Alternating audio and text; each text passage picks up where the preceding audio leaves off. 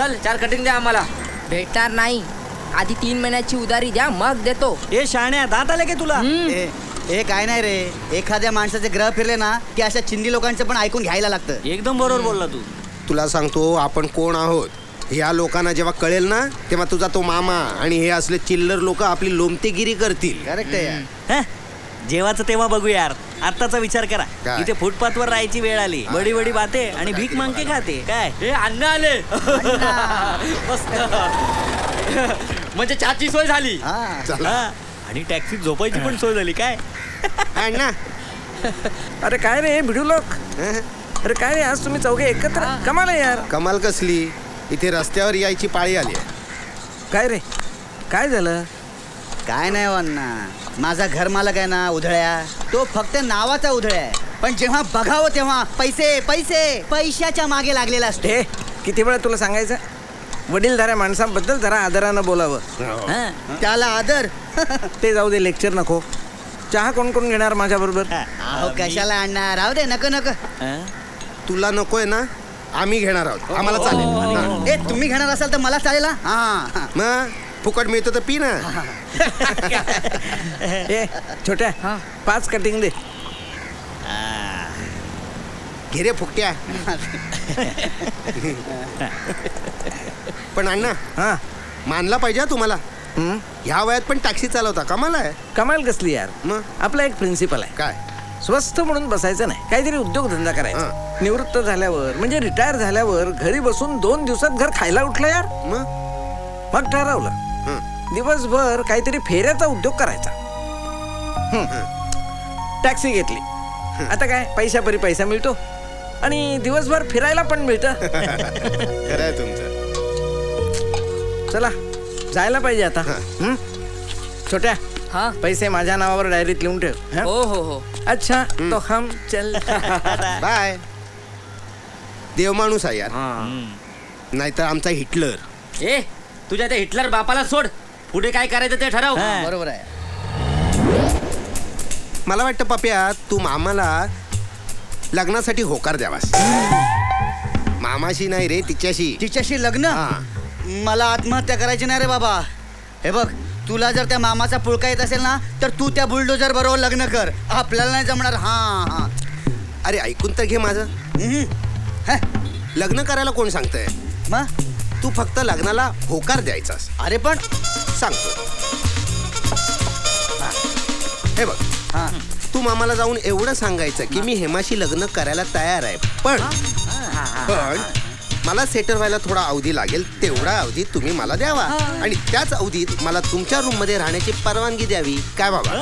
काय solid idea. मग एकदा का आपली दुसरीकडे राहायची सोय झाली की कोण मामा आणि कोण हेमा.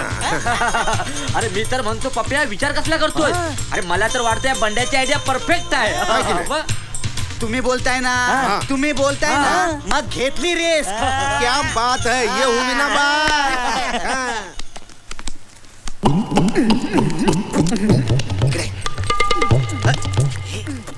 मी सांगितलं ते व्यवस्थित बोल, घाबरू नको. समजलं ना? चला चला. मामा चांडाळ चौकडी आली. मामा मामा आमची चूक झाली. हो हो, आम्ही तुम्हाला क्षमा करायला आलोय. नाही नाही नाही, म्हणजे आम्ही तुमची क्षमा मागायला. क्षमा? क्षमा नाही माझ्याकडे. हेमा आहे, तिचं काय ते बोला. हेमा हेमा काय तिचं काय करायचं ते बोला. तेच तर बोलायला आम्ही इथे आलोय. बोलू म्हणजे काय? बोलू ना? ठरलं आपलं. मामा आम्ही चौघांनी हेमाशी लग्न करायचं ठरवलंय. कधी ठरलं होतं? मग काय सालानो मी एकटाच मरू? चौघ माझ्याशी लग्न करणार आहे. मजाच मजा.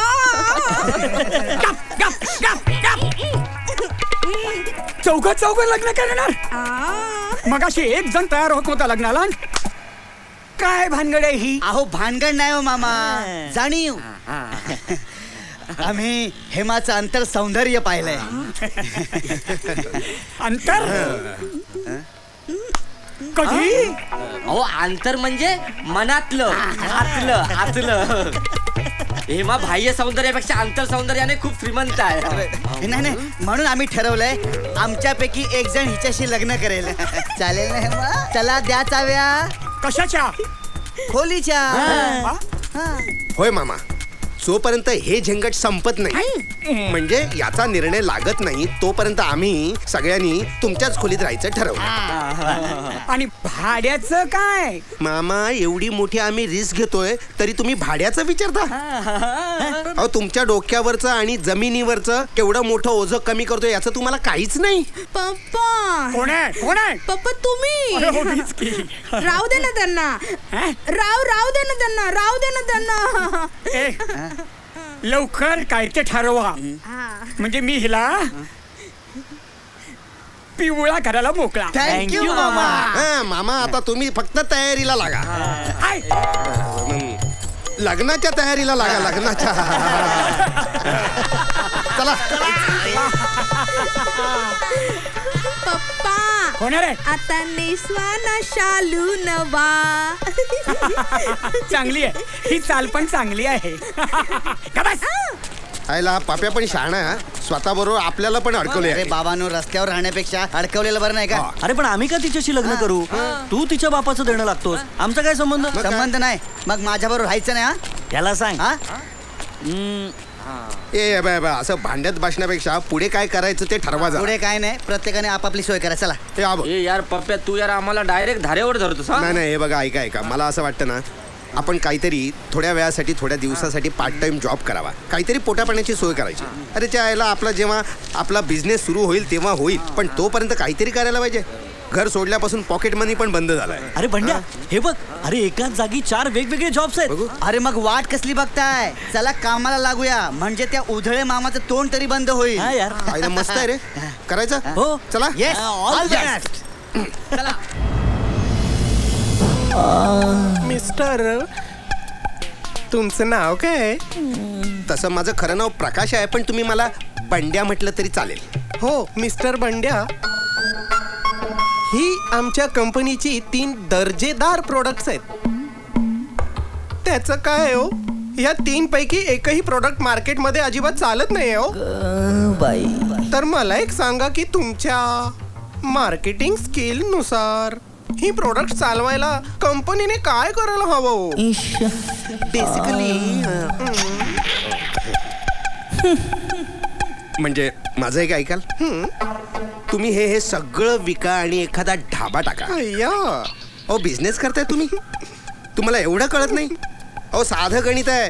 तुमचं एक प्रोडक्ट विकलं ना की उरलेली जी 2 प्रोडक्ट आहेत ना ती त्याचबरोबर फ्री द्यायची. मग बघा, तुम्हाला श्वास घ्यायला सुद्धा फुरसत मिळणार नाही, एवढी डिमांड वाढेल तुमच्या या फालतू प्रोडक्टची. वा वा वा वा, काय मस्त सजेशन आहे हो तुमचं. मला वाटतं ना की तुमच्यासारखी माणसं प्रत्येक कंपनीत असायला हवी. थँक्स. बरं, मग मी माझी नोकरी पक्की समजू? पक्की म्हणजे काय? इश्श, अहो मी तर तुमचा पगारही ठरवलाय आणि दिवाळीचा बोनस सुद्धा आत्ताच देऊन टाकायचा असं वाटतंय मला. काय सांगताय काय?